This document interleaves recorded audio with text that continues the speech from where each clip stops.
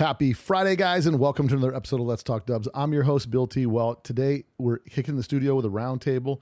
I know you guys are stoked as I am because I get a lot of feedback that people really enjoy the round tables, and George T. is in the studio with me. But before we get into that, don't forget, support our sponsors. VW Trends Magazine, a magazine for the people, by the people. Check them out. Latest issue came out just recently, so go subscribe today at VWTrendsMagazine.com. Also, Ross Wolf, high-quality aftermarket parts built for enthusiasts by enthusiasts. So make sure you guys go check them out today at rosswolf.com. Last I checked, they had a special. Pulleys, $100 shipped, as they're making room for new inventory and cool stuff that's coming out. So go check them out today at Ross Wolf. On today's show, we're going to be talking about my trip to Europe, a little bit of detail about that. We're also going to be talking to George about some stuff he's got that he's working on in his shop and a bunch of new videos and stuff that he's put out. So you guys, if you haven't subscribed to his channel, you go do that. And we've got a lot of other stuff to talk about that's current in the contemporary scene, and also talking about One Crazy Weekend. And let me tell you guys what, if you have not pre-registered for One Crazy Weekend, you need to go do it today. I got a bunch of people coming from Europe that are on their way over for this event. A lot of rooms. They've pre-sold the first block. They've opened up more rooms. So go set your room up now. Go to letstalkdubs.com, click on the flyer on the homepage. That'll take you to the One Crazy Weekend page, and you can find the link to the hotel right there. Get your room booked. The rooms are $40 for Thursday, $90 for Friday, and $90 for Saturday. You can't beat that with a bat, and there's no place like Vegas. So make sure you guys go book your rooms and pre-register for the show. We're limiting the space to 300 cars. So pre-register for the show at One Crazy Weekend at letstalkdubs.com and click on the flyer when you get to the page. So we're going to get into it, guys, today. Round table with George and Bill on Let's Talk Dubs. You probably don't know that there's a new Volkswagen out that doesn't look like a Volkswagen.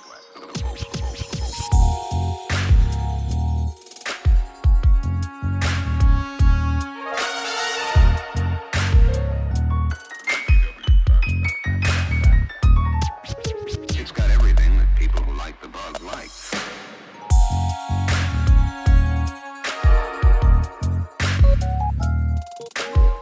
if you happen to see a good-looking Volkswagen, don't panic. George T., what up? Bill T., what's going on? Oh, just getting back from the UK a little bit ago. I've been back for a couple of weeks now. We've sent out about 4 podcasts since. So I've been back almost a month now, and had a insane time in Europe, man. I got your videos to give. So I put some videos out. If you guys haven't subscribed to the YouTube channel, I'll put a link in the description below. Click on the link to the YouTube channel. I got tons of cool videos on there, just like George's tons of cool videos, but George's are more instructional than mine. Mine are just party time, good time, Bill T. And if you like skate edit videos, like Pretty Chaotic and whatever, you'll like my stuff. But you edit those? Yeah, I did. I did some. We did quite a bit of traveling, and I don't think I've talked about it in detail since I've been back, as far as what took place and all that stuff. To the podcast, you haven't? Yeah, mentioned a little bit on it. You guys can check out the videos at my YouTube channel, like I said. But I basically went up there.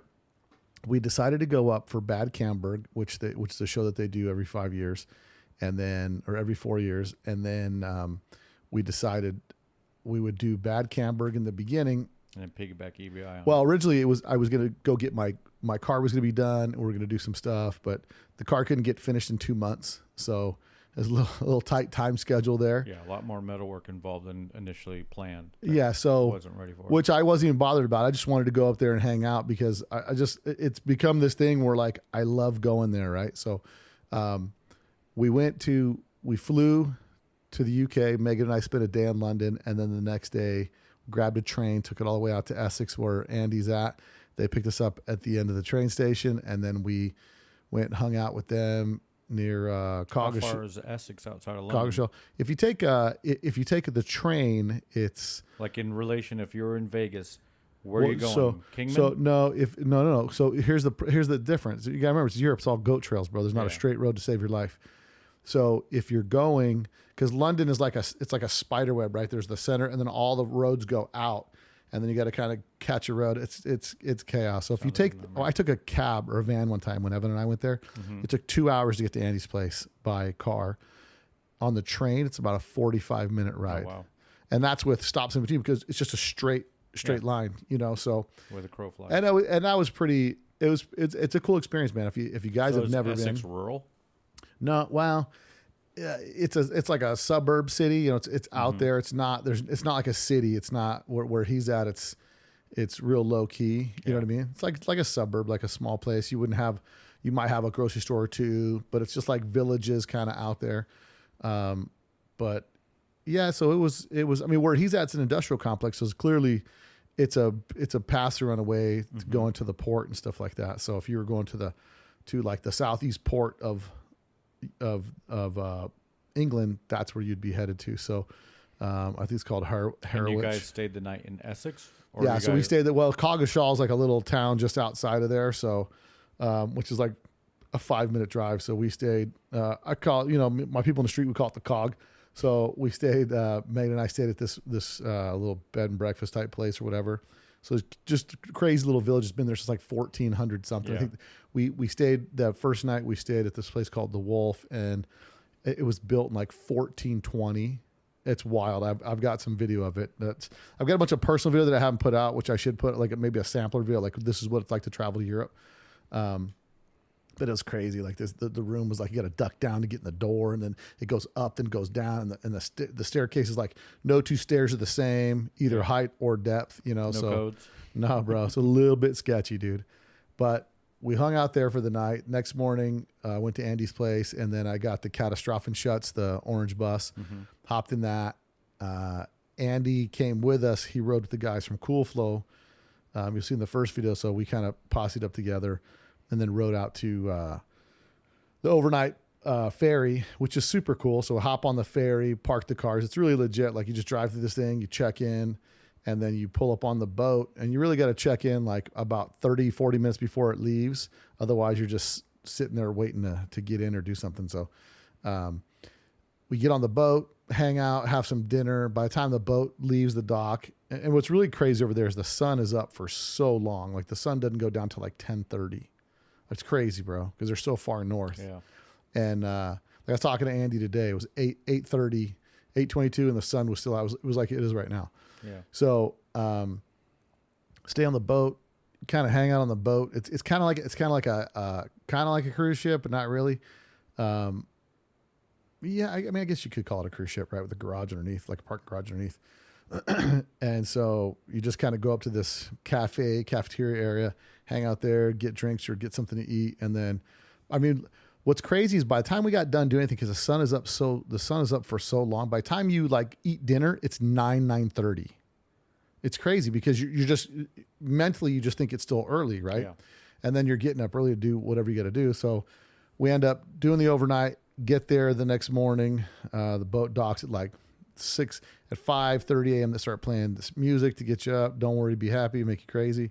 And then they'll play it a couple times, and you got to get off the boat by 8:00. So by 8:00 we get off the boat, and then we start heading towards Badcamburg. And we did that drive in a day. So it's like a 6-hour drive, maybe.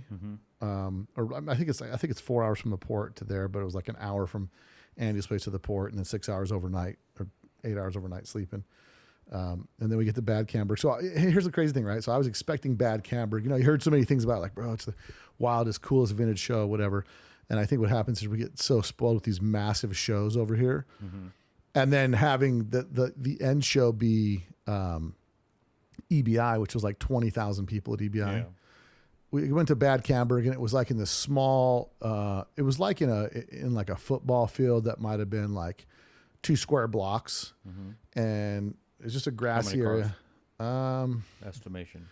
It's 200 cars. I mean, they're all parked, and it's And mostly only vintage, no lowered cars. No, there's lowered cars and stuff like that there. There's some cool stuff there, So, but it's mostly a vintage flavor, and they got the swap meet, and we were there. That's what I heard from a couple of local guys that went there. Is it's the swap you're going for, because if you're looking for rare stuff, you're going to find it there easily. Yeah, that's where you're going to find a lot of really cool stuff. And I mean, it was okay. They've got like a tent where you kind of go in, and they sell beer and French fries. Everything they eat there's French fries. So yeah, they call them chips. Yeah. So everybody just kind of goes in and chills inside this place if it starts to drizzle or whatever, because the weather was a little bit touch and go. But we stayed that night in Badcamburg for 2 nights. We kind of stayed like in this castle-ish place. I don't know, it's a little different, but that was pretty cool. And so we stayed there Friday, Saturday. And what's cool is across the street from where they had that, I understand that they used to have the show in this village. Well, now across the street from the village is where they have like this park or this area, this big grass area. That's where they have the show now. And I understood that they used to have the show inside on the cobblestone streets, which is kind of cool. But now that's my understanding is Hessich is like that. So Hessich will be in 2 years, in 2026. So you should have your passport by then, George, so we can go to Hessich, because life's too short to not experience these things. Actually, I think we want to do, me and Kim were talking about doing the Air Mighty next year. Yeah. What was that, September? Yeah. Air Mighty's in September. Yeah.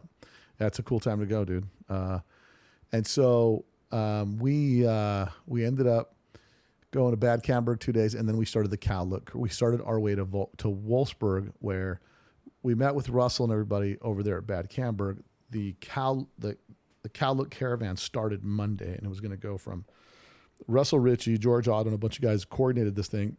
It was spearheaded by Russell Ritchie, and it was you guys heard on the podcast before kind of what it was, and it was meet in Wolfsburg. We stayed Sunday night and Monday night in Wolfsburg. Then Tuesday we drove to Honestbrook, where the Carmen factory is, and then we had some special VIP parking there. And then the next day we drove to the Porsche collection that was in Nederland Porsche in the Netherlands.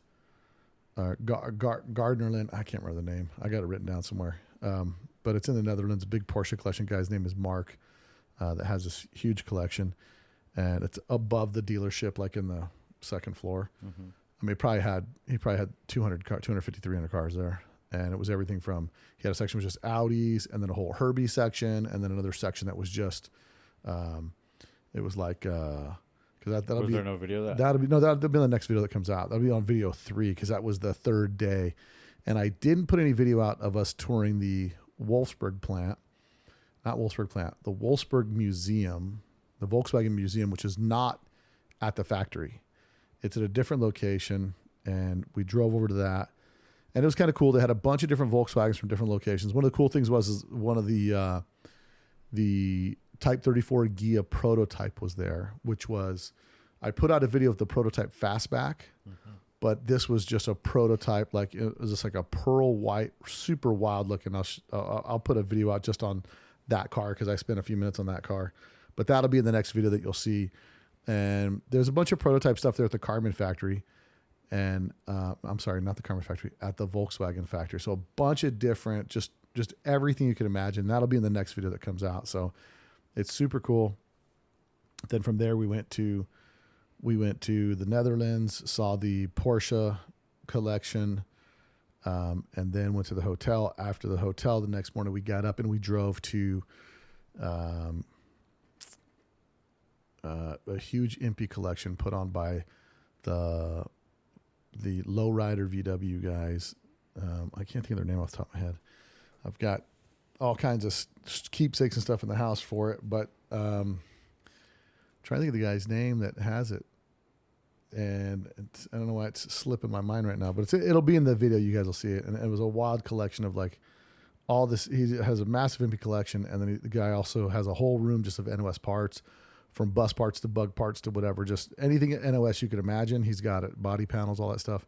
And then he's got a whole room of those little monkey pit bikes, like those little 50 Hondas from the 60s and stuff. And he has like every color, every one, and new, restored, original, all kind of stuff. So it was pretty rad. I mean, the whole thing. And then then after that day, we go there, and then we drive to Belgium. We get to Belgium, and then where we stayed in Belgium was legit. It was a Airbnb house that was, I stayed there. It was myself, my wife, and it was Steve Weidman, and he was there with his son, and also Dennis that had the EBI bug. He was there as well. I found your backup in the fridge. So that was a super cool thing, because that was probably a 15-minute drive from Chimay, because where Chimay is in Belgium, it's like it's kind of farm townish. And so we drove out to the place we stayed, and the first night we got in the Airbnb. It used to be like a tavern. Chimay is where EBI's at. Yeah. So when you go into the there's like a tavern that is an Airbnb. So the front part's like a bar and a pool table and a foosball table. And then you walk into the kitchen door and there's a kitchen and a dining room. And then you go upstairs, there's bedrooms, whatever. We walk in the room and there's a bat inside the place. So I got video of that. That'll be a video of me and Steve trying to take this bat and just pick this bat up and get it outside. But it was wild, man. There's so much to tell that it's just like, you know, it's better in video form. Yeah. You really get the experience in video form. The coolest part about it I can say is like, especially driving it, right? The total and big shout out to my boy, Andy, man. Andy hooks me up big time, bro. I used the bus. He arranged the shipping and all the stuff. Then he met us at EBI. So we hung out with Andy in EBI because he didn't go with us for the tour. He just met us at EBI. He went to Badcamburg, drove back, had to go back to work, then met us at EBI, and then we all caravan back together from EBI back to the UK. And that bus, I put 1,500 miles on that bus. And it was, you know, that thing's a trooper, bro. I'm in love with that bus. Had 944 seats in it, super comfy to drive, dude. And it's just like, I got back in the double cab when I got here, claustrophobic, dude. I was like, bro, Your seats are overstuffed. This windshield's all up in my grill, dude. Like I was panicking. But yeah, overall, man, it was such a great trip. I mean, to get the experience of the trip, make sure you guys go to my YouTube channel, check out the video for the Cowlook Caravan 2024. It was a great time. I mean, cruising that stuff and then getting to hang out with, you know, Dean. A lot of Americans. Yeah. I mean, just getting to hang out with Dean, getting to meet Steve. You know, Steve and I have become kind of pals now. That's the cool thing about a trip like that. You kind of become pals with people, right? Mm-hmm. And hanging out with the guys from DFL. Those dudes are all super cool. Just an all around great time. And I would recommend it to anybody if they happen to do something again like this in 2 years. I would, you know, probably. Looks like you guys need a pit crew. Oh, there was a pit crew there. Yeah. Well, Lanny was busy. Tuning carbs and doing all kind of stuff like that. Just trying to get. It was between Lanny and then. Were they the owners' cars that were messing up, or was it someone's fleet of vehicles? What was it? Well, no, it was like just different random stuff. So one guy was having a problem with his carb sticking. I saw that the ramp. which was a flat side on the ramp. Yep. And then they had. I mean, really, it was that. I don't know what you guys were trying to do when you guys were taping an accelerator cable to another accelerator cable. I'm like, why don't they just put it into the tube? There's no tube. It's a late model engine in a 50s bug, so there's no tube to go through, and you can't. The tube coming out of the back of the back of the breastplate, bro. It ain't coming out. I'm with you, bro. Listen, that's Mark. And Mark is an investment banker. Mm-hmm. And he puts the throttle cable like an investment banker. But he made a comment on there that says, "Oh, thanks for putting the whole 10-minute segment of me putting the throttle cable," because he wrapped it around the clutch thing, which is pretty funny.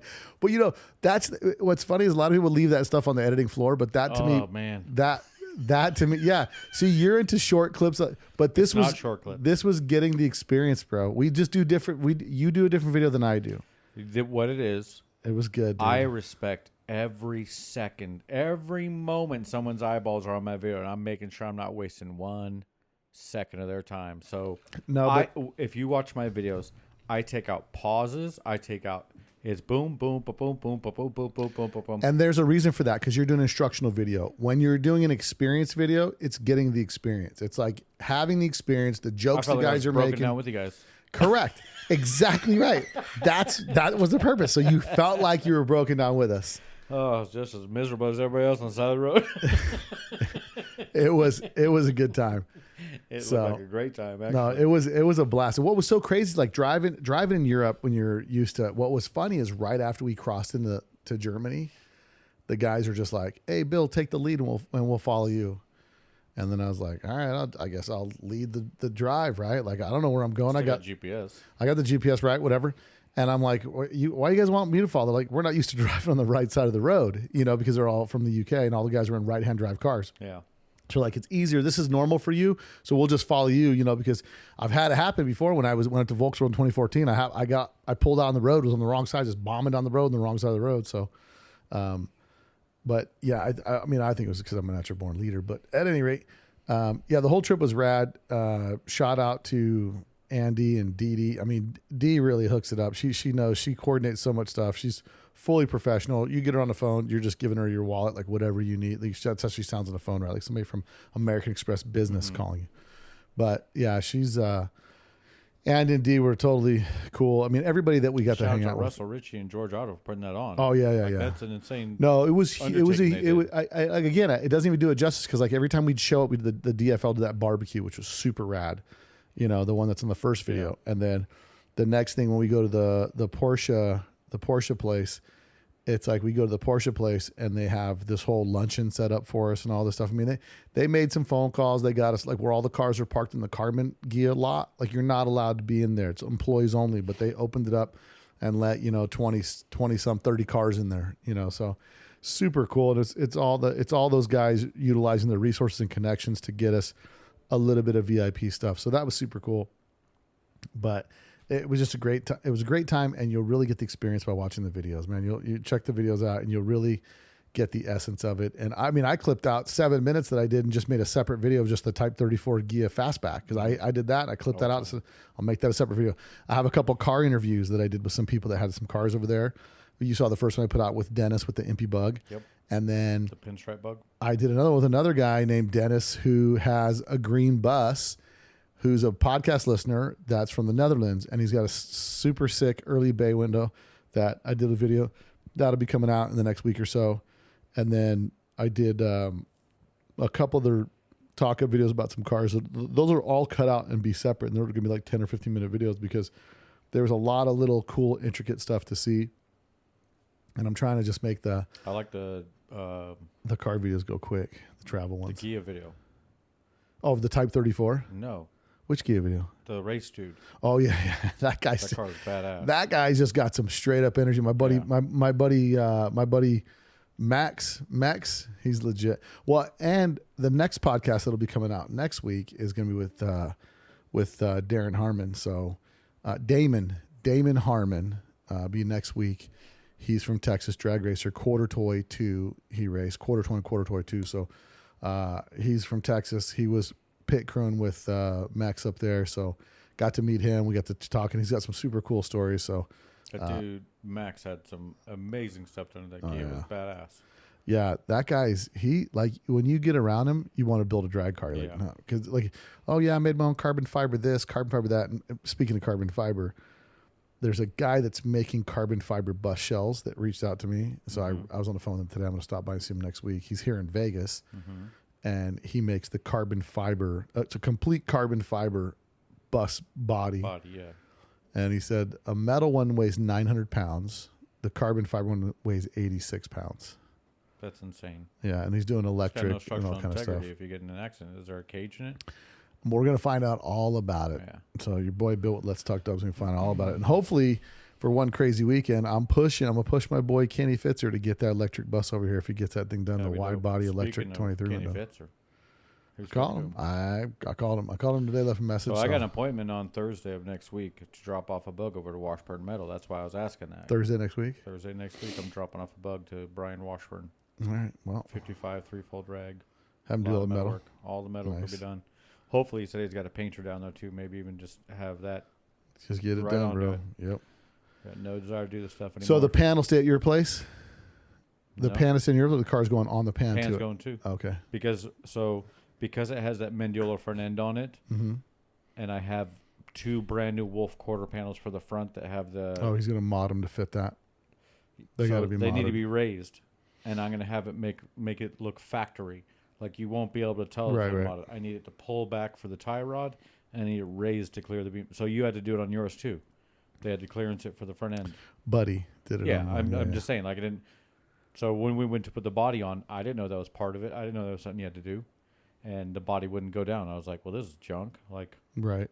Yeah, that was a little annoying, and the thing had front end accident damage on it, so I didn't know if it was because of that, right, or if it's just not designed to be. Nothing's really bolt on, but. You'd hope it would fit on a stock car, Well, we'll see. Maybe I'll hit him up tomorrow. Hopefully he'll hit me back, and we'll see what we can do. Maybe make a one hitter quitter trip and get down there and get wrapped up. That's actually what I was trying to make it plan out to. Yeah. But then Brian was like, "Hey, dude, I got an opening." I said, "I'm taking don't it." miss your window. Don't miss your window of opportunity. But yeah, so that's kind of what I did over those couple weeks. It was 2 weeks that I was gone, the worst 2 weeks I could ever leave because we were moving my shop and all this stuff, and I had everything set up, and I thought, I really shouldn't go. And Andy's like, I didn't even think you were going to come, dude. You're in the middle of so much stuff. I didn't think you were going to come. And I'm like, no, bro, I got to go. And then anyway, things worked out over here, you know? So, you're never going to be chilling your deathbed going, oh, I should have stayed at work. I should have stayed and worked. I should have stayed at work. Eh? So, YOLO. Other than that, that was my trip, to the UK. What have you been working on at the shop, George? Painting Thorn's bus. When do you think Thorn's bus will be done? So you're spraying that whole thing? Yeah, I'm spraying the whole thing. Well, undercarriage is sprayed, and today I did the whole interior sprayed now. I've had to go back and just, like, yeah, I don't want to get all the redo work I've had to do. But is the whole inside the car is white, right? It's like that. Yeah. So, yep. And that's color you were putting on it, or primer? That's color today. It's in single stage. The whole interior is single stage. I got 2 screw ups because, like, I'm inexperienced at this. It had nothing to do with my spray. I'm spraying inside the dashboard. Right. Because it always bugged me when I was wiring the quicksand bus. As I'm looking up at it, it's not sprayed underneath there. So I'm making sure I spray the backside of the dash on this. Yeah, bro. Bus. You find out why nobody's spraying the backside of the dash. So, well, I was spraying it, but I was actually doing the underlip. So you got a lip on your dash. Yep. You're trying to get a nice even coat of paint on that. And this is round 2. It's a hard 90. This is coat 2. Yeah. And my freaking pressure regulator hit the headlight bucket and put a line right across the headlight bucket. You know, and the headlight bucket, of course, is one of the 6 areas in the front that you actually see still that sticks out of the upholstery. I was like, perfect. So I'll have to cut one back and respray it. Just sucked. Like, I'm still learning this trade. And it's nothing I actually want to get dialed in at. I don't want to be a master. Painting's a whole thing, which is why painters don't prep cars. They usually have someone preps a car and they spray them. You know what I mean? I'm a one-man army, so I'm doing. I'm with you, bro. I'm with you. It's a lot. So I learned some. The great thing is you learn things. You learn things as you do these things, and all they're gonna do is help you later on. Yeah. So later on, if I ever get to the point where I get to work on one of my own cars, I should be able to make a pretty badass car out of one of my own. You know. I don't want to do this for other people anymore. As far as the paint work, the detail and paint work, it's too much. It's just too much, and my expectations are very high for the work I'm putting out. I know I tear my work 10 times more than my customer when they see it. Yeah. But it's like, it's the amount of effort it takes to get a car to that point. It's like moving a mountain of freaking sand with a spoon. Yeah, and then what's the last few videos you put out that some of our listeners that may not subscribe to George's YouTube channel yet? What are the last couple tutorials you put out? I got an electric fuel pump install video that's out there. I got basically this was a 2-part. So you did a two-part of the Facet Gold fuel pump. No, I did the Carter pumps like we all run ours. I know. That's been on the Bull Run bus for 26 years. That Facet fuel pump, the gold, remember we put on in the parking lot of the classic. But yeah, we use the rotary pumps now, the 3 psi pumps. Yeah, 4 psi. The Carter pumps, the P90091 is the part number on those. I let the secret out of the bag. You did it on a Beetle? I did it on a Beetle, so pulling the tank and everything like that, and just did a super clean install. And what's funny is because I watch my own videos to make sure all my audio and stuff. So once I launch it, I actually watch it on YouTube on my TV just to see how everything goes. Well, I watched how to install a fuel pump video. So now other people's electric fuel pump videos come on to my feed because, you watch something that starts feeding you other stuff. And I watch it and I go, I'm so glad I make videos that do this because there's guys out there showing how to install fuel pumps. The lighting, we talked about the lighting's bad. Everything was terrible. It's like the lighting, the audio, everything. It's also just some of the ways they do it. Like, I take pride in my work. I take a lot of pride in my freaking work. What you're saying is people are doing videos like if I put it in, bro, like zip, couple. I was just looking at this. You're going to get yourself a self-tapper and right through here, dude. Dunzo. I'm like putting nut rivets in and my stuff is all lined up straight and my fuel line going in. Who has a nut rivet? Well, I hope that it was $39 on Amazon. Come on, man. Everybody pony up to $39 for your nut rivet. Okay, you get to spend $40 putting nut rivets. How many nut rivets are you going to have in your car? Oh, I got a ton of them. I'm asking. How many you got? I use them for my little bracketry I make. I put nut rivets in those. When we mount fuel pumps now, we nut rivet them onto the yoke on buses, and the same thing with firewalls on bugs. Like I use them for so much stuff. Mounting mounting breather boxes to the back of fan shrouds, because then you can put the nut rivets on the top, and then your breather box mounts to the back side of it. Like, I use them everywhere. They're a pretty handy tool. Bro, I'm from the school of car stereo installation, dude. So we use two kinds of screws: self-tappers and drywall screws. Horrible. I remember one time listen, bro, true story. I was working on a dude's BMW 850 and I shot a screw through the wiring harness. trying to put his blown out carpeted kick panel back on that was made at the factory. And you're like, I got this. And it's all blown out. I'm like, no, bro. Trash that little baby screw. Get me one of them 2-inch drywallers. Bzzz. It held the panel on. Didn't start anymore, but it held everything that else panel on. Everything else started flashing and smelled like smoke. No, that poor guy probably had electrical issues it the was rest a of whole, that car's listen, life. it was a long time ago and you can't pin me to it. So we're moving on from that. So I don't want any guilt. No guilt from that. I try to show people in the videos, like, so you did a fuel pump video. Absolute best, not the best way. It's not the best way to do it. Like, just I the try way to show you want to do it. Detailed way of doing it, and there's reasons why I do things, and I explain everything. I mean, most of my comments in my videos are just people going, "You're super detail oriented. I love the way you explain everything, and you explain why you're doing it this way, whatnot." And that makes me, I'm happy when I read that. Like, they're actually getting it, what I do the videos for. I had a comment today. Some dude, 72 years old, doesn't even own a Volkswagen, loves my videos because how detailed he is. I wish I could own a Volkswagen. I'd love to own one, but I'm too old to work on them, blah, blah, blah. In the comment, like, why is a 72-year-old guy watching my videos? Right. But he enjoys them because he says I'm a good mechanic and he likes watching them. Yeah. No, cool. That's good. So you did a fuel pump video. What else have you done in the past 3-4 videos? So we did a what I call a mechanical restoration. So when you take a car that's like super clean everywhere, it's just when they, when they put the motor in, the transmission, whatever, they just didn't do it like a super dialed job of doing it. So I got one of those on there. We got a little bit of everything. I did a fundamentals wiring video, like the fundamentals of wiring a car. I don't do a step-by-step tutorial because there's way too many variations between years and whatnot. But I showed how I go about wiring a car, the steps I take, some of the extras that I add on, the extra relays I put in place, the fuse panels I put in place, stuff like that, for all the additional accessories that we add on to our somewhat modernized VWs. We're obviously not as basic as they used to be when we're running electric pumps and thermostatically controlled fans for coolers and stereo systems and all the stuff that we keep adding to vehicles, and we're trying to put it all onto stock systems that are taxed as is. So I show how to make like little backup panels and all that stuff, secondary paneling, So do you think the reason your supercharger video has 10,000 views is because I'm in it? Definitely. Probably because I was wearing a puffy jacket. Why. They're like puffy jacket. I'm with you. Put supercharger in the name because I actually do have another supercharger video coming out that I'm just waiting to finish. But in regards to that supercharger video, one of my comments, a gentleman put on there that Compressor House makes an under the deck lid kit now. They've always made it under the deck lid kit. And you need that for that car. No, I don't. That car's profile is I don't made care. by that Bro, I don't care. thing on Look there. at me. I don't care. You don't. You know why I don't care? You don't. Do you know why I don't care? Why? Because it's a smaller carburetor and you got less HP, bro. I need max HP. Sorry, bro. Listen, I live my life a quarter mile at a time, George, and I'm not going to let you or anybody else change me. Gentleman that commented on my video, if you listen to Bill's podcast, there's your answer. Ain't happening. No way. I could have bought that. It was a cheaper kit, but you know me, dude. It's top shelf.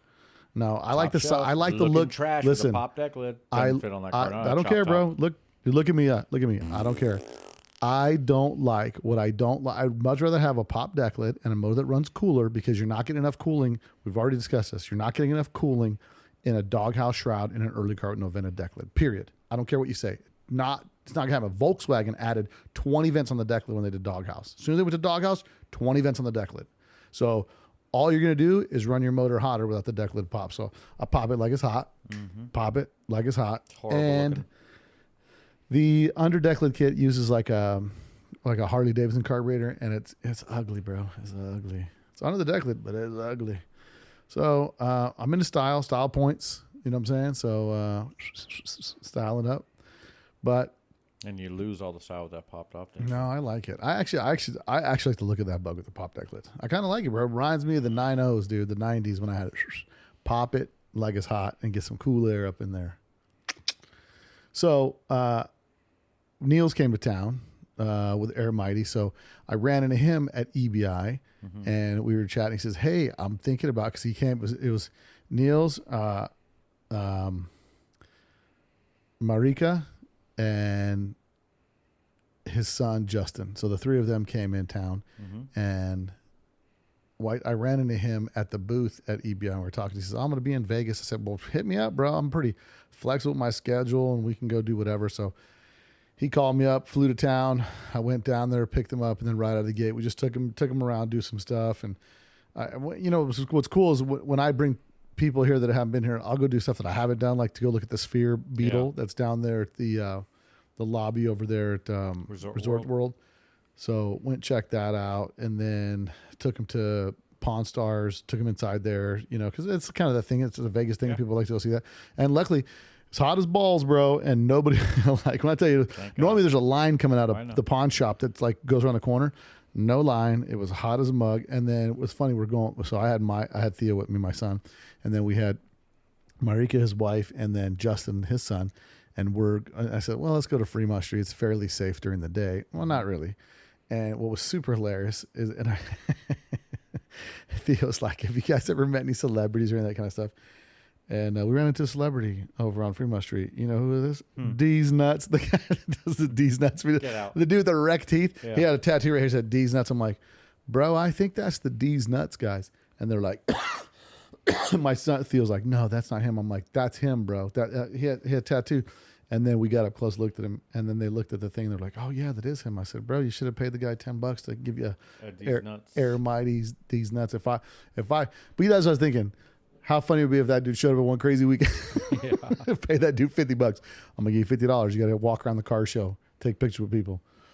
But we went down Fremont Street. It was during the day. It was warm, dude. Like it was. It was it was like the hottest week. It's super humid that week. It's like 118, 111. Excuse me. We had broken temperatures, broken records the week before because we hit 120. And then as he showed up, it was just super humid. I'm like, yeah, bro, it's hot here, but it's only not this hot. It was like 39% humidity when he's here. So we went up and down Fremont Street, and there was a girl there with pasties on, a lovely young Hispanic lady with pasties on covering her nipples. And she's like, hey, come over. I'm busting chops. Like, oh yeah, here's, because his wife works for like a drug pharmacy, she works like a rehab place. And so it's funny. It's like, there's all these pot places and stuff everywhere downtown. And it was just funny because we were talking about stuff like that. And I remember talking to a friend of mine. Where we go with the pasty chick? What happened here? So the chick with the pasties is there. We're walking around, and she's like, and hey she's calling out to my son who's 15, and he's like locked eyes going straight, like trying not to look at her. She's like, hey, want a picture? And then we're walking by, and I'm like, Niels, you don't want a picture? She goes, let's do a family picture. I said, that would be a perfect family picture to put right over the mantle. Just you, this girl, maybe her name's Yolanda. Yeah. I'm not sure, but like the family. It only cost you $40. Whatever. But everybody's got to experience Fremont Street. And, listen, he was, Justin's 11. So shout out to little Jay for kicking it with us for a bit. And then the next day what you do with people from Europe is you take them shooting because most people never touch a gun in Europe, and so for them as much as some people might think they don't want to, they want to. So we took them out shooting, and it was like Thursday, and I'm like, you know what we'll do? You just meet me at my house at 8:00 in the morning, and then we'll go. And it's like, it was getting hot, and I grabbed all my stuff because I have all your typical, your status quo, handguns, GTA guns. Rifles, I have a Glock, an AR, an AK, a shotgun, and allegedly a 308 sniper. Supposedly, I may or may not have allegedly. So we went shooting that morning, and it was interesting to see. And I normally have like a jar of ear protection there on top of earmuffs that I have. And the jar wasn't there. So I was like, no big deal. And I fired off my 308, man. And my ears are like still a little cloudy from that, dude. Like I might have done some probably damage. does permanent damage. So, anyway, we did that, had some fun. And then I had to go back to work, and I said, well, let's connect later. And so they went to just kind of do like the 7 magic mountains, the 7 painted. Did you give them a car? They rented a car. Yeah, no, they were bombing my FJ, so they're just cruising the FJ all around. Yeah, and they really enjoyed that. And they, every time they think, I think we're getting used to this. Chris Broswell gave me some passes for Adventure Dome that I hooked them up with. Nice. So they went over there, and I guess that place was a madhouse. And so it's AC. Yeah. I mean, they just wanted to walk down the strip. They walked down the strip a little bit at night. And it was an experience, but they had a great time, and we jammed a lot of stuff in there. And I had to do the mandatory on the way out to the shooting range. We drove to Bass Pro Shops. I'm like, yeah, you guys been to Bass Pro Shops? Like, and I forget, like, it's right around the corner from my house. But if you haven't been there and you're from Europe, it's a 50,000 square foot, maybe 100,000 square foot sporting goods store. And they got the huge fish tank. European, like if you're say from a Pobunk town, you come in, you massive, see a freaking pro bass shop. Yeah, it's got a 7-foot catfish inside that tank and all that stuff in there. So took them there because it was wild for them to just see like all the stuff that we have on display over there. But it was pretty cool. It was good to have them here. And then I coordinated. Then I reached out to the people, and I said, "Bro, trying to do a strip cruise when everybody's like, bro, you stupid? It's like 110 degrees." I'm like, bro. Hot. Let's do a strip cruise. Got some people here from out of town. Let's do it up. So I took the limo bus, and Neil's let him drive the world famous carbon cab. Mm-hmm. And then we met up with a couple guys, met up with Derek and Eric Black and Stephen Hartlauer. Mm-hmm. So we had 5 buses. And so we just kind of mobbed on the trip on a Thursday night. It was, as long as we were moving, it was cool. But when we weren't moving, and what I realized is I need safaris in the limo bus, dude, in a big way, dude. But the limo bus, I was driving. I was like, bro, I dig this thing. I dig it. I just want to get it dialed in, like the shifter a little bit and some other little doodad stuff. But that bus is just like, bro, I went there, sat at the side of my house for 3 months. I walk over there, turn the key, fires right up, dude. Fired right up. So, I wouldn't lower it. I wouldn't do any of that. Yeah, I think I'm just going to leave it. I'm just going to leave it like it is. And then, and just keep it as a cruiser, dude. So, that thing's just a champ. But, it really runs good when I'm getting full throttle because I don't know what deals with the throttle cable, but we'll check that out. I'm sure it's 2 throttle cables. And so now as I do this, every time I get in one of my cars that I haven't driven for a while, I'm like, oh man, I should do this and I should do this. So now I'm on the website looking at Poppy's patina. So I think I'm going to Poppy's patina the whole thing. That way it kind of preserves the pinstriping and everything. Yeah. Yeah. Because it'll enrich the color. It'll darken the blue too. Get the suede, don't get the gloss. I want the gloss, bro. Oh, I want the gloss, dude. I like the horrible, gloss. super polished patina cars. I just like the gloss, bro. If you're gonna do it, right? The suede will still richen up the color. Yeah.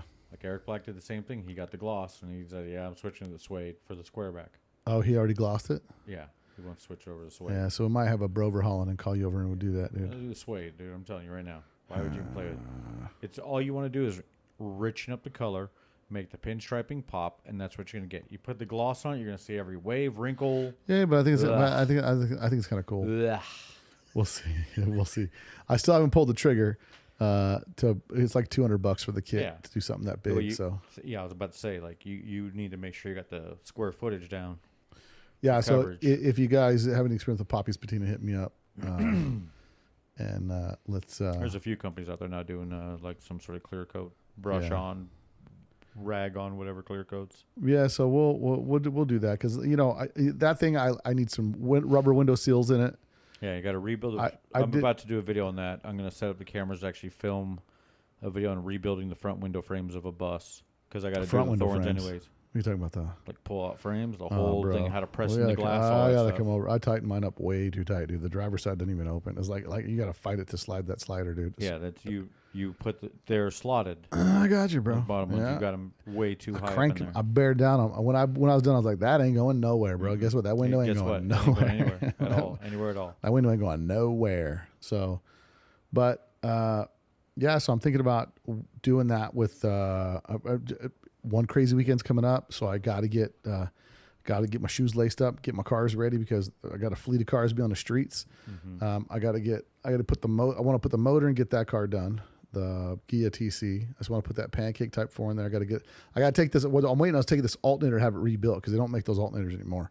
So I got to take the alternator that I have in here. I got to throw it in my truck tonight. So I'll take it, get rebuilt, and then once I do that, I'll just swap everything over, and then I've got the Ghia, bro. The Ghia is coming back, dude. And I tell you, the Ghia will be here in when September, September 10th. September 10th. And you and I have to drive to Houston to get it.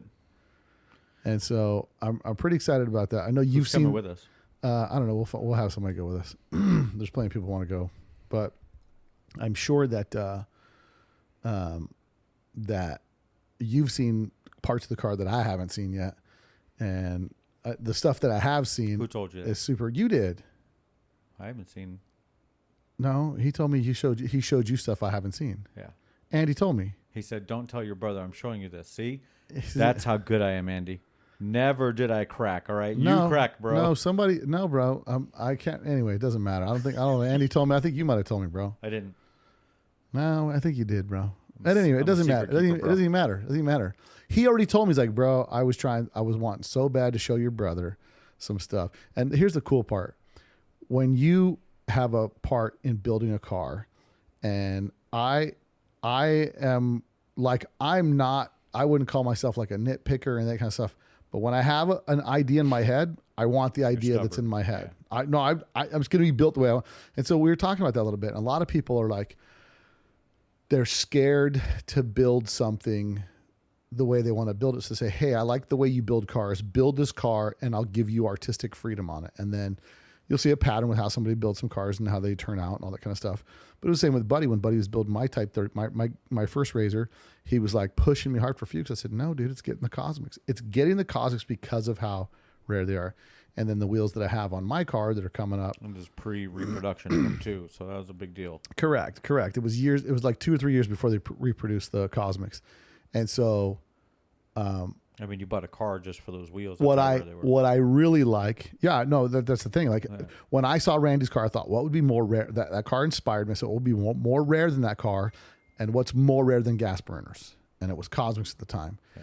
And so with that was the move that I did there. And then I thought, I'll do, again, he was just saying, you ought to do this. I said, nope, I'm leaving that like this, and I'm not changing this, and I'm not doing that. And then when I sent the car to Andy, I sent some things with it. And he's like, bro, this is lame. What are you doing with this? What about this is dumb? What are you doing? I'm like, no, it's going in the car. It's doing this. And now that the car's all together, he's like, man, I can't believe that it worked. And so like everybody likes the things that I wanted to tie in the car, because the whole thing with the car is like, when the car was sitting here in the garage on the jack stands, and I have the Greek flag hanging up on my thing, and the Greek colorway, the Greek flag the blue, is the white. Sea blue and white. Like it's the blue is for the sea.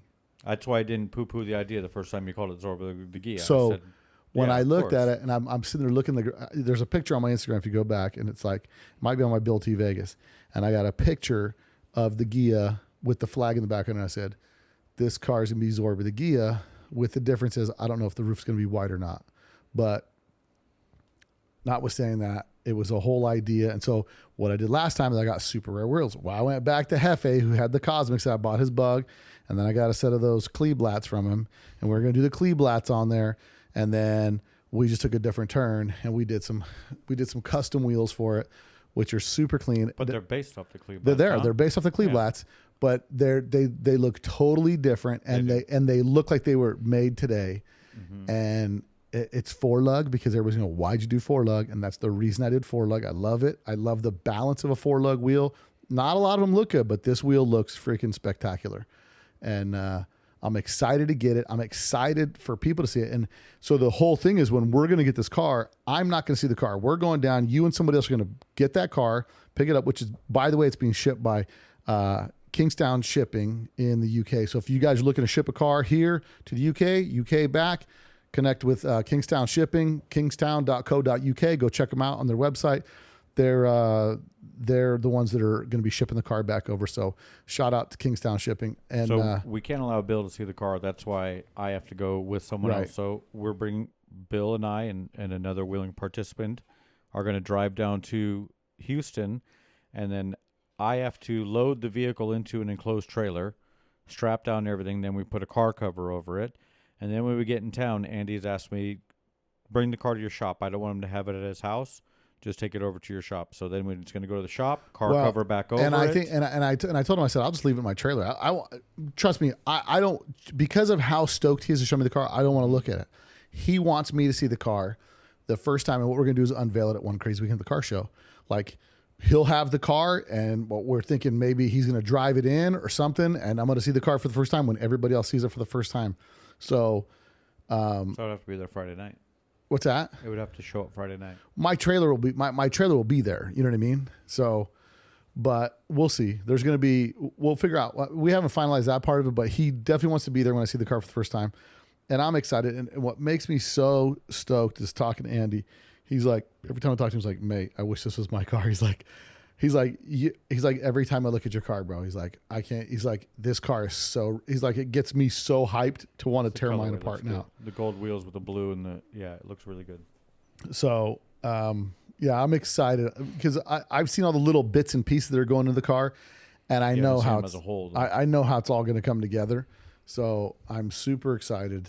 I'm really, and I kept going back and forth. I was telling him, I said, yeah, the only thing I'm bummed out is I went with a 1600 motor. He's like, mate, stop. Because when we were driving in his pink Ghia, we're cruising in that thing. And I was like, dude, what happened to the days where I just had a stock motor and I would just drive the crap out of it? You know what I mean? Like listen to the stereo, not worry about a thing. And so he was like, yeah, we should do a stock motor. Cause really nobody's really looking at Type 3 motors. And then you start modding them and all that stuff. You start having all kinds of other issues. So, and really a Type 3 with a good 1600 in it, dude, just cruise. It'll do 70 mile an hour.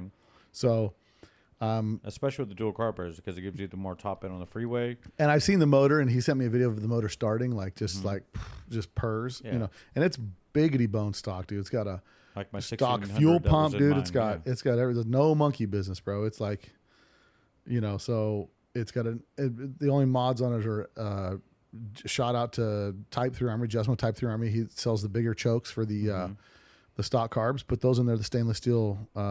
You're talking about the vents? Yeah, the vents. He put the bigger vents in there, and then he did the stainless steel rods. Stainless steel rods. So if you guys need that, hit up Type 3 Army, the Critter, and get you some of that stuff. And then Critter also hooked me up with the Smaltinator. Had a lot of people asking about the Smaltinator. Hit up my boy Justin, the Critter. You want to get that stuff? Find him on Instagram, the Critter or Type 3 Army. Hit him up about the Smaltinator kit, which is super rad. They were checking it. There's like, it's putting like 13.9 volts. I mean, good enough for my stereo, because my car has a stereo, bro. Like I wanted, there's so many people that build cars that they don't want the look of a speaker box or this or that, whatever. I'm like, no, I want to enjoy my car. I want to get in. I want to turn the stereo up.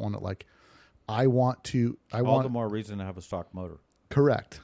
So as the back and forth goes back and forth, it's like, no, dude, so I'm okay. I'm good. I don't want to hear you bellyache about a stock motor again. I've heard enough already about it. No. And you don't need it. Yeah. Well, again, yeah. So what does it do? Like even this Ghia TC, if you do get this thing going, stock. Yeah, just put that 1800 and be done with it. Yeah. You need stock stuff. Yeah. You don't maintain your cars enough for like high performance stuff. You don't. It's too much stuff. So yeah, I'm excited for that, man. I'm really excited for the car to come together. I'm really excited for all the people to see it, because I'm excited because if Andy's getting this hype seeing the car, it's going to get a lot of people hyped. It's going to get a lot of people hyped. What he showed me is insanely dope. Because it's different. It's not over the top. It's just different. Pretty toppy. But what I mean by it's not color sand and buffed under the seats. It's not, this is what I'm saying. Like it's because what happened is everybody started up. I was having this conversation with somebody the other day. Everybody's just got with Neil's everybody we're talking about, like everybody's gotten this mode of like keeping it as original as possible and then polish and plating and detailing and all that kind of stuff. But it's all original this and original that and original paint colors and all this. And I went off the reservation for everything. It's not a stock paint color. Yeah. The interior is not stock. It's a car built the way I want it built. And what pushed me more towards that way is when I saw Rourke O'Rourke's car that I did the video on, the gold Type 34 with the Ferrari style interior. Yeah. When I saw that car, I was like, you know what? At first, I didn't get it, and I was like, "What is up with this thing?" And now, the more I looked at it, the more I was like, "I dig this car, dude." Like, I dig his own style to it, his own tag on it. And sometimes in the VW scene, we get too much, where we're like, "Oh, I gotta preserve that or keep that like this." And I'm like, you know what? There's 40,000 other Type 34s that were made, dude. Somebody else can do one stock, and it'd be different if you picked up some super pristine, untouched, unmolested, all original. Yeah. Then there's a reason to preserve, but you got a shell. Yeah. Man, that shell is a blank canvas, and you do what you want to do to it. No. And I don't like the way you call it themed either. Like, I get it. That's the car has a theme, bro. Zorba The Ghia, when I think of themed, I think of OCC choppers. No, bro. No. Like, listen. Hey, okay, let's talk about theme. That. That's what's wrong with a theme, okay? Yeah, when it gets like when people started doing like, hey, I'm going to start drilling for lightweight holes and everything, and then the whole car's got a drill hole and everything, and it's like, it's over the top. You know what I mean? Like, it's too much. And they're like, I like, this is cool, that's cool, and I'm putting it all together in one car, and then just nothing works. It doesn't look good. There's the red notchback that Pip put up for sale, that Pip has for sale on his Outlaw site. notch. That is the guy that was at the Optima booth at SEMA show. That car has a theme. It's like an outlaw car. So there's a theme with that car. My car has a theme. It's Zorba the Ghia, and there's little things in the car that are tribute to my heritage being Greek, tribute to our dad, that kind of stuff. You know what I mean? And so for me, it was like, I loved my Ghia the first time, and I regretted selling it. This one, I built it more like, and when I built the first Ghia, it was like I was in the zone of like, okay, I got to be I got to be this kind of color. Your inspiration was Randy Gate Correct. Split. So you're building it to a different level Correct. at that point. Like Randy Gate Split was a groundbreaking, but over the top, as you're Correct. discussing, polish underneath seats and all that stuff. But in the same respect, it's like with this Ghia, it was like, okay, I had a Ghia that I built like it was kind of a cow lookish Ghia, right? Type 34, the 205 70s in the back, all that stuff, that car. right?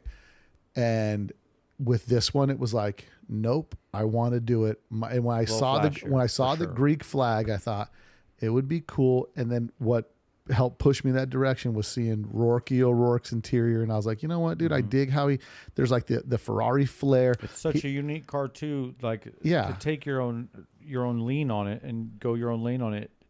It almost lends itself to it because it is so unique. Like, you can't drive that car. You're not going to see another one unless you're going to a VW show. Even if you're going to another VW, most VW shows have a smattering. They have double the split windows of those cars. Yeah. Oh, for sure. I remember going. I can't remember how many shows I've been to where I've been either the only one or one of a couple. Yeah. So I hate to say, and this is not a shut on Buddy.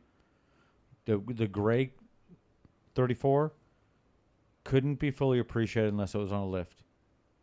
It was beautiful. It was amazing. Okay. The detail and awesomeness. But when you put it up on a lift, it's like that's when it shot to the stratosphere. No, but even even the stem lights came off the dash. The painted tunnel. There's so many things on that car that so many people copied. I'm saying, if you were walking up to the car, it's a gray.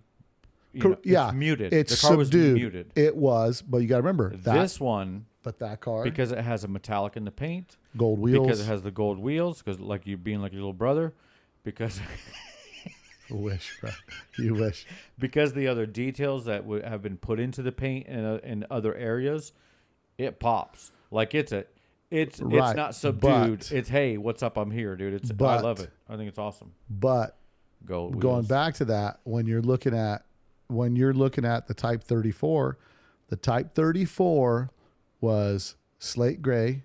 I picked that. That's a Porsche color, the anthracite gray. It's a Porsche color. It's also a 65 and later or 66 and later VW color. But I picked it because it was a Porsche color. I did the door panels with the 3 stitches for the Porsche style. Like there's 3 stitches on the 911 door panel. I did the leather interior like a Porsche. That car had like a Porsche flair to it. Did the big pancake Type 4, fuel injected, Berg 5-speed. Like that thing was done. That car had a theme, but in the same respect, if we're talking about the world of cars right now, most cars that are built are stock original paint colors, fully detailed, nothing custom modified, barely if any. You know what I mean? Unless you're like turmoil is a whole other level. Like that's going like once again full like on full custom. Yeah. So you look at that car when it was at the Grand National Road Show and it had those mirrors underneath it. Like that turmoil's once again. If you were to walk up on it, it's subdued. It's brown. It's got the bronze wheels on it. It's beautiful. I would say yes. But when you see it underneath, I would say yes, but I have to say no because crap, you're mostly going to see that car at a hot rod show. So you're going to walk up on it and be like, "What's this doing here?" Yeah, that's going to grab your attention in the beginning. But I think I'm excited because Wayne's car is going to be there. Well, I'm supposed to have Wayne and Bud in the podcast coming up here soon. We're going to talk about the 60 watt that they built. Awesome car. And that's a super dope car. That car's going to be at One Crazy Weekend. Hopefully Paul Iozio convinces the guy with the blue bus who owns a Type 3 Facebook page. I hit him up and he hasn't responded. And I talked to Paul. I said, bro, you got to bring that car down because we're going to be having a section for debut cars. Obviously my car will be excluded from it because it's my car. Yeah. which I'm okay with. But it's going to be cool to have some cars be debuted there. I think this may be the first VW show that the 60 Watt's going to be at, right? Has it been at a VW show yet? I don't think it's been, because it's only been at Grand National. Yeah, it's been at hot rod shows. All hot rod shows. So what's cool is that car, and they're going to drive that car this weekend. They're going to take them the poke around. They're going to do all the stuff with it. So that's super exciting. And I know that Paul Galinas is bringing his Ghia that was painted by Paul Iozio. So he has a convertible Ghia. He's the guy I did the podcast with when I was up there in Medford, that he was like the shop hang around guy for Steve Kinect and all those guys in Bakersfield. Yeah. And then he's been building a custom Ghia for a long time. So that car is going to, I think that car is going to debut over here. And hopefully we get some cars that debut, because the cars that debut that are going to win this event, they're going to get a special award.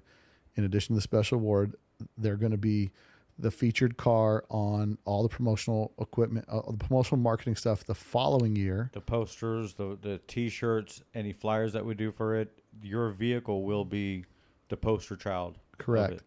And your rooms will be paid for the next year for coming to the event. And you can get your car, if you want your car inside the hotel, your car be inside the hotel. Yeah. So also, P.S., if there are a couple people out there that would like their car inside the hotel the entire weekend, you can't take it out till Sunday, and it has to roll in on Thursday morning. If there are people out there, maybe even go in Wednesday. If there are people out there, you need to hit me up on Instagram or Facebook. We have limited for 4 cars inside the hotel. But make sure it's a heavy hitter, guys. Not your patina stalker. It can't be. You have to be below a quarter tank of fuel. Yeah, I think I have room for 2 cars. So 2 cars will just get put in there, and then there'll be room for 2 other cars. I know last year somebody was wanting their car inside the hotel, and then they ended up not coming last year. So either way, if you're wanting your car inside the hotel, you got to reach out to me. Hit me up on Facebook, Instagram. But you won't be able to use it. You won't be able to have access. It's in the hotel the whole weekend. You're not going to be able to fire it up inside the casino. None of that stuff. Yeah. It will be on lockdown until Sunday morning. Correct. So, with that being said, I'm thinking, got the latest issues of the magazines out, and didn't see a bunch of stuff stood out to me. Air Mighty this year, this quarter, Air Mighty has Andy Finch's Ghia that he built. Right, and a Ghia built by Andy Finch. I guess they're calling it the lowrider Ghia or whatever they call it because of the roof. Friggin' awesome. Andy does amazing work. And he's on the cover of Volksworld and Air Mighty, that same car, which is another freaking pretty Volksworld and Air Mighty this year. It was best of show at Volksworld, and the car belongs to Paul Warman, I think his name is. Let me see here. Yeah, Paul Warman, and it's super dope. Type 34s, built by Spikes. Yep, it's awesome, legit, bro. The roof work on it is insane. Yeah. And there'll be that's a little bit of inspiration lent to me to do something cool on the roof of the Type 34 on mine. And I'm stoked, man. It's Air Mighty's such a nice magazine. I was watching you look at that spread, like it's like a book, dude. And I get what you're saying, like it's $100 for the year, but it's look like at what you're getting. It's like the Rodder's Journal. What's interesting is in the back of that issue is Bob Cook's 54 Combi that he just put up for sale. 95 grand. Which I think is an amazing price when you think of what people ask for cars. For a built barn door with the 2332, and he's got the South African Sprint Stars. He's got all the things that make that car cool. That everybody's doing, right? Like everybody's doing the SA Sprint Stars, the big 2332 with the 48. It's like everybody's doing that. So that this thing kind of just hits the marks, and it's a barn door. So it's pretty legit, but that car's for sale. But I mean, again, and maybe that's been the thing with the scene for me, man. Maybe it's just been so many cars that are built the same, so many cars that have like this.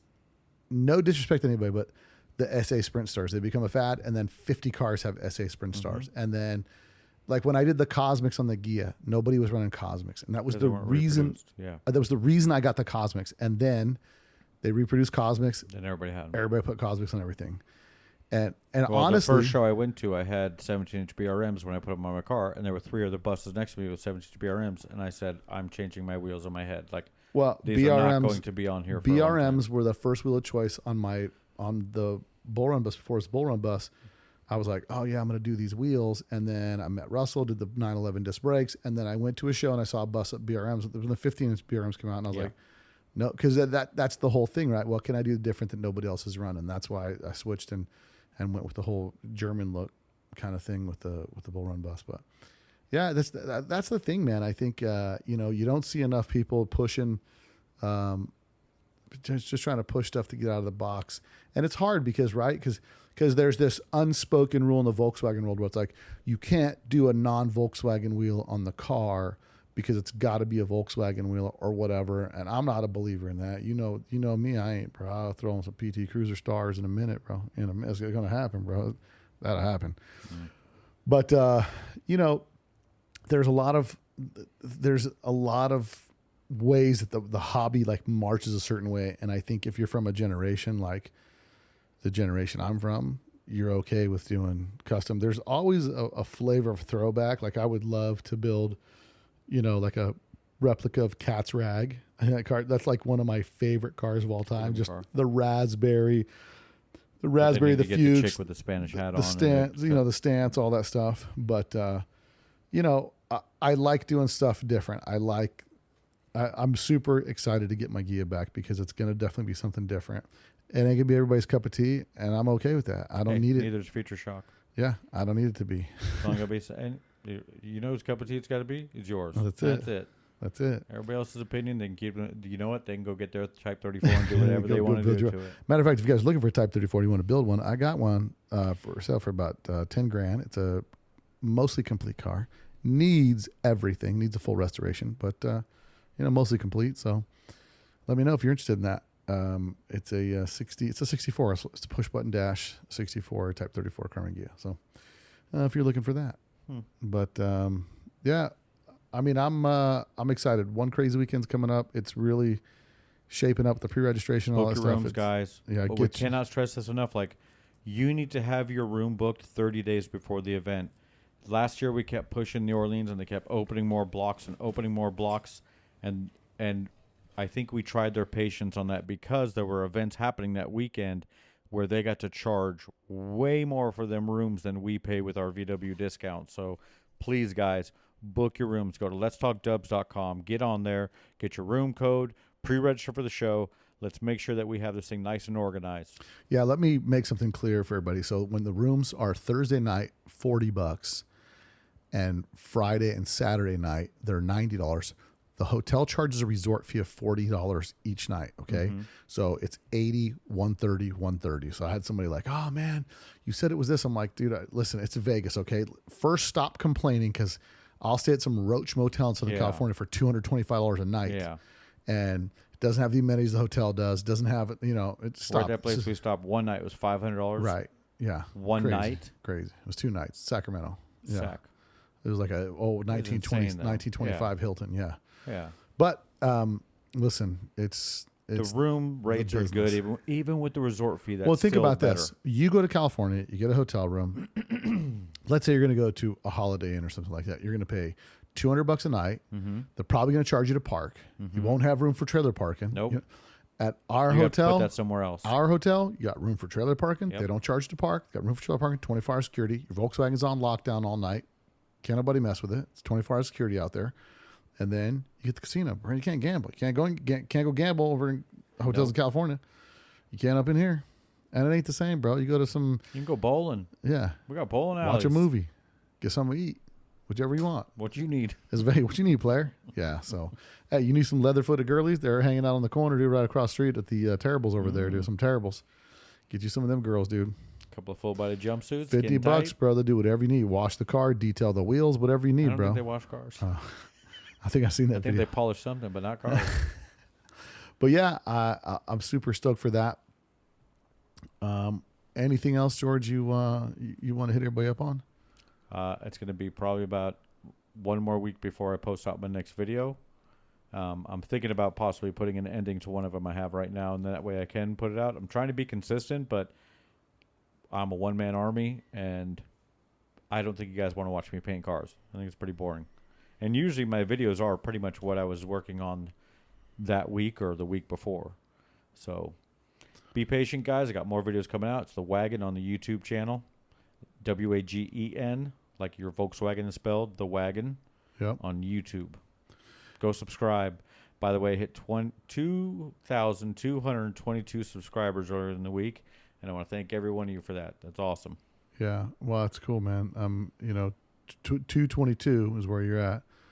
And let me see where Let's Talk Dubs is at. Struggling behind you at 1,600 subscribers. So what can you do, bro? What can you do? Just mine's for fun. You know what I mean? You got the podcast. Yours is for instruction. People listen to you for this. Yours is for instruction. Not everybody watches YouTube for your podcast. No. But again, I got we got lots more podcasts coming for you guys. When I was up at European Bug-In, I ran into a ton of people from the UK that we're going to be doing some podcasts on. I ran into the guy Rusty that makes the rack and pinion steering for the buses. Mm-hmm. Chatted with him. He's a podcast listener. Shout out to Rusty. We're gonna be doing some stuff with him coming up here talking on the podcast, and also wanted to give a shout out to we had some people give some shout outs to this week on the podcast. So wanted to make sure that I give a shout out to my guy, Sean Rowland out of Overland, Missouri, man. Sean, appreciate you, bro, for supporting the podcast. Picked up some merch, and I've been getting a lot of cool comments on my YouTube channel. Just, a lot of people just really appreciating especially the Type 34, the fastback, which was kind of wild to see that thing, man. That was just what was so crazy about it is first how many miles were on it. There was like 25,000 kilometers on it, and Volkswagen would take it and continue to put upgrades on it as they were upgrading other stuff. So yeah, it's pretty good. Haven't had anybody give me a 5-star review on Let's Talk Dubs. So you guys go to Let's Talk Dubs on Apple Podcasts. Give me a 5-star review so I can give you guys a shout out. Appreciate all that. I've had a ton of listener emails that I wanted to get to, so I'll probably print those up and we'll go over those the next time we do the podcast. But I do have some stuff coming up. I'm going to go interview the guy with the carbon fiber bus, go see what that thing's all about, and we'll be bringing you guys a lot more content coming up. And if you guys have any questions or concerns, I did find out who narrowed the first beam, and we'll be doing a podcast with him coming up. So I've got him, a couple guys that will be coming on the podcast, and we'll be doing a podcast specifically on how we got to the first narrowed beam, why it was done, who did it, and then it's also part of a story of another Southern California late 60s, early 70s VW club. So one that's not as famous as some of the other ones, but we'll get some of that history down, because that's the part that I love, is chasing down the history. So other than that, George T, I think that's about it, man. Just don't forget, go register for One Crazy Weekend right now. Go to letstalkdubs.com. Go do that. You want to buy some merch, support your boy, go buy some merch. Go subscribe to George's YouTube channel at The Wagon with EN at the end. And go check out my YouTube channel. There'll be links in the description below if you guys want to go check any of that stuff out. And anything else, George T? That's it, brother. Well, on that note, guys, we're out of here. So until next week, later. You probably don't know that there's a new Volkswagen out that doesn't look like a Volkswagen.